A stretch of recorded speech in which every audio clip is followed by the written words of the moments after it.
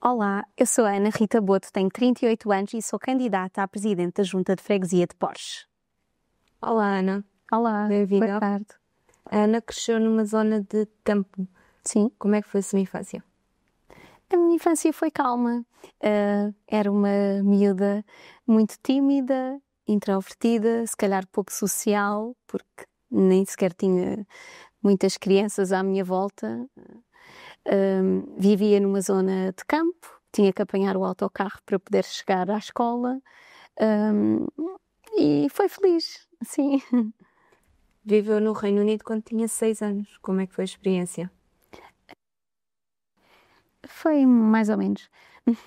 Porque os meus pais tiveram que emigrar, eu entretanto já estava no primeiro ano da escola primária, e foi nesse ano que tive que me ausentar para o Reino Unido, portanto perdi todo ali o contacto com os amigos, não é? Da idade escolar. Pronto, como os meus pais se mudaram para um país diferente, onde a língua era outra, onde eles estavam a adaptar, e eu tenho a minha madrinha que vive lá e é casada com um britânico, que é engenheiro da Força Aérea Britânica, então eles colocaram-me a viver com a minha madrinha enquanto criavam condições de habitação e tudo mais para uma criança. Nessa altura foi um pouco difícil porque eu era muito apegada ao meu pai e a minha madrinha tinha uma educação rígida, daquelas educações britânicas, portanto eu fui estudar naquelas escolas que era preciso uniforme e tudo mais. E fiquei longe dos meus pais, só podia falar com eles quando eles me ligavam e eles só podiam ligar depois das 8, só que eu ia dormir às 7h30, e nem podia haver nem mais um silêncio naquela casa, portanto muitas vezes não conseguia falar com o meu pai, essencialmente com o meu pai, que era a pessoa que eu tinha assim uma grande ligação. O que fazia com que eu sofresse um bocado com aquilo, e porque pronto, sempre tive uma educação assim muito liberal, embora fosse também uma miúda muito bem comportada, mas não estava habituada a toda aquela restrição. Mas pronto, depois os meus pais criaram condições e eu realmente fui viver para perto deles. Entretanto, habituei muito rapidamente à língua e tudo mais, portanto, depois foi assim. Passado um ano voltamos. E desde pequena que sempre quis ser advogada. Como é que foi realizar esse sonho em Lisboa? A realizar esse sonho foi difícil de acontecer, por ser muito franca. Eu venho de uma família humilde, a minha mãe é empregada de limpeza, o meu pai é motorista de pesados, portanto não tenho ninguém na área, nem que tenha ligação a isso. E entretanto tenho um tio que é contabilista e a minha tia também tem um doutoramento e são as pessoas se calhar mais cultas a nível de educação que eu tenho na família próxima. E o meu tio, pronto, sempre me foi introduzindo com as questões do escritório e tudo mais. E um dia diz-me, olha, tu devias era ser advogada, isto quando eu tinha 5 anos. E eu meti aquilo na cabeça e digamos que todo o meu percurso escolar foi pensando nisso. Depois, inclusivamente na escola, quando se fazia aquelas coisas dos miúdos que se portavam mal, eu era sempre a advogada de um deles. Portanto, e pronto, e fui para Humanidades porque queria ser advogada e lutei por tudo isso porque sempre quis ser advogada durante todos esses anos. Depois, ingressei na faculdade, sempre fui uma aluna de excelência, no entanto, tive ali um exame nacional que não me correu tão bem, então, aliás, é engraçado,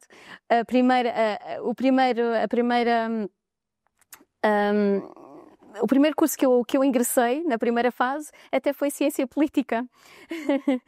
Só que eu realmente não me revia naquilo, porque queria mesmo era o direito e ser advogada, então depois na segunda fase acabei por me reinscrever e voltei e dessa vez entrei na Faculdade de Direito de Lisboa. Chegada lá, pronto, foi todo um mundo novo, porque eu aqui acordava com o barulho dos passarinhos, lá acordava com o barulho dos autocarros da Carris. Portanto, foi toda uma adaptação, mas que acabou por acontecer e pronto, e teve que ser. Só que o primeiro ano de Direito numa faculdade de Direito de Lisboa foi muito difícil, porque é muito difícil a nível de estudo, de materiais para estudar, portanto existe ali uma bibliografia extensa, portanto o que fez com que eu entrasse ali um bocado em depressão, porque estava habituada a ter sempre bons resultados e quando cheguei ali não foi assim tão fácil, mas pronto, depois acabei por chumbar no primeiro ano. E entretanto, quando chumbei, perdi o direito a tudo o que tinha, nomeadamente a bolsa de estudo, a residência, e pronto, depois acabei por ir à faculdade, porque a única forma que eu tinha de ficar em Lisboa, perdendo todos esses direitos, não é? Seria trabalhar de dia e estudar à noite. Só que não era fácil para quem não, pronto, é novo, não tem experiência profissional, não é? E um dia fui lá e vi um anúncio lá num placar que dizia Escritório de Advogados, Procura Administrativa. E eu pensei, bom, com tanta gente que anda aqui, hei de ser eu. Mas pronto, para mim, na altura, aquele sonho era realmente importante e eu pensei, não custa tentar. E foi o que eu fiz, inscrevi-me. Depois, entretanto, vim para o Algarve, nas férias escolares, e já era outubro, quando de facto me ligam desse tal escritório de advogados e dizem, olha, recebemos o seu currículo, ainda está interessada no emprego. E eu disse, olha, sim, fiquei para não ter vida, né? Foi assim uma coisa, pensei, isso é estranho, mas pensei, ok, então vou agarrar a oportunidade. Então pronto, lá fui dar armas e bagagens, e pronto, e depois tive já fora de horas, alugar o quarto e tudo mais, só que o meu sonho não estava para acontecer ainda. E entretanto, quando chego lá, já era outubro, quase novembro, já havia a primeira frequência marcada, e eu pensei, bom, eu não posso correr o risco de falhar novamente, porque isto é mesmo importante para mim, e como é que eu vou fazer? Estudar para tanta coisa, ainda por cima a trabalhar de dia, não é? Estudar à noite. E pensei, bom, existem os direitos dos trabalhadores estudantes, vou faltar ao trabalho. E foi assim. Eu faltei ao trabalho. Como é que correu? Despediram-me. Despediram-me. E eu pensei, bom, esquece, eu não tenho mais forças para lutar por isso, porque pronto, isto é só a parte escolar, mas toda a minha vida pessoal também alterou muito nessa fase. Então aquilo foi juntar uma coisa à outra e realmente, digamos que eu atirei a toalha ao chão e pensei, bom, não vou ser advogada, olha, sou outra coisa qualquer. E realmente depois vim-me embora, ainda tinha até 15 dias de quarto pago, ou o que fosse. E, entretanto, chego aqui, inscrevi-me no centro de emprego, com a frequência universitária, né? Já com essa qualificação. E fui tirar a carta de condução, pronto, fazer uma vida normal, como um jovem de 19 anos faz. E pronto, e assim que caio no fundo de desemprego, sou chamada para uma entrevista num escritório de advogados aqui em Lagoa. E pronto, e contei a minha história, não é? E fui contratada. E pronto, e depois a partir daí foi aí que começou a minha ligação ao direito. Pensei, bom, não sou advogada, hei de ser empregada administrativa de um escritório de advogados. Pronto, já é alguma coisa, não é? Com a minha humildade pensei isso. E pronto, sempre continuei assim muito ligada aos meus tios e a ajudá-los também no escritório deles, de contabilidade. E entretanto, um dia vou ao Portimão com o meu tio e ele até fazia a contabilidade de uma pastelaria mesmo ao lado do Ismate. E eu vejo uma faixa de um lado ao outro da rua a dizer Direito é uma realidade no Algarve. E eu pensei, uau, é a minha oportunidade, porque não havia o curso de Direito aqui. E então pronto, é aí que eu pensei, não, isto ainda não acabou por aqui. E decidi agarrar realmente a oportunidade e depois inscrevi-me. Sempre trabalhei de dia, estudava à noite e pronto. E até depois fiz o estágio e tudo mais, até chegar realmente ao sonho de ser advogada. É nessa fase que conhece também o Pedro, o seu marido. Ele sente um grande apoio. Sim, eu conheci o Pedro quando estava no primeiro ano do curso de Direito em Lisboa. No ano 2005, portanto, nós já estamos juntos, casados há pouco tempo, mas juntos há 20, quase, há 20 anos. Sim, o Pedro foi o meu apoio numa fase em que os meus pais se separaram, e pronto, e eu senti-me ali um bocado realmente desapoiada, não é? Principalmente da minha figura paterna, e pronto, depois encontrei o Pedro, que sempre me apoiou, ele e a família dele, também nesta questão toda do meu sonho de ser advogada e que continua a apoiar-me até hoje. Casou? Sim. É mãe? Sim. Que mudam.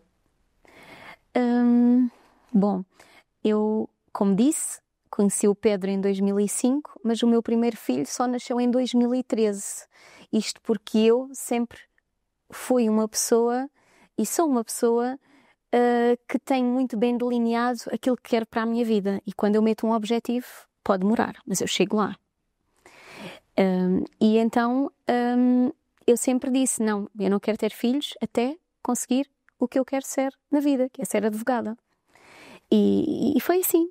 Portanto, o Pedro conseguiu respeitar isso, porque embora ele quisesse ter filhos mais cedo, mas nós já tivemos o primeiro filho em 2013, portanto agora atualmente tem 12 anos. Casamos a 23 de março de 2023 e foi assim. Assim é diferente ser casada, mas como já estamos juntos há muito tempo, é quase igual, é só um contrato. Não muda nada. E recorda com carinho alguma coisa que os seus filhos tenham dito? É assim, o meu filho mais novo ainda é muito pequenino, ele só tem 3 anos, portanto não me diz grande coisa, mas sei que sou um exemplo para o meu filho mais velho e aquilo que tento sempre passar para ele é que ele tem uma mãe forte, uma mulher de garra, de determinação, e que eu quero também que ele seja na vida dele como adulto, claro. E o que é que se aprende com eles? O que é que se aprende? Aprende-se a ser, portanto, a ser inocente. Eu acho que ser criança é ser inocente, é não ter os problemas da vida adulta, é ter uma vida de paz, de felicidade, sem que nada lhe toque.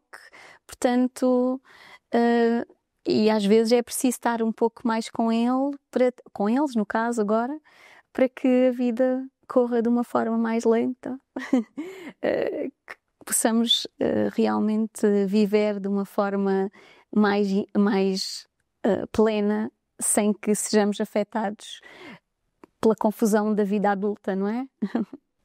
Hoje em dia gosta muito do que faz profissionalmente. Sim, gosto. Gosto sobretudo porque portanto, interiorizei em mim que queria fazer isto em prol essencialmente das pessoas. Muitas vezes sem nada em troca. Se me perguntarem, às vezes perguntam-me qual é a sua área de especialização ou o que seja, gosto mais de tudo o que envolva pessoas e não tanto sociedades, precisamente por sentir-me muito recompensada quando ajudo pessoas a resolverem os seus problemas, percebe? Não tanto uma sociedade, porque não personaliza ninguém em específico, entende? E é esta questão social que eu prezo muito e que me deixa muito contente quando realmente consigo dar o máximo de mim nos casos, nos problemas das pessoas, e isso também acaba por ter um bocadinho de conexão com a política, não é? Por isso é que eu também se calhar me meti nesta aventura. E como é que lida quando dizem que não é uma pessoa de confiança?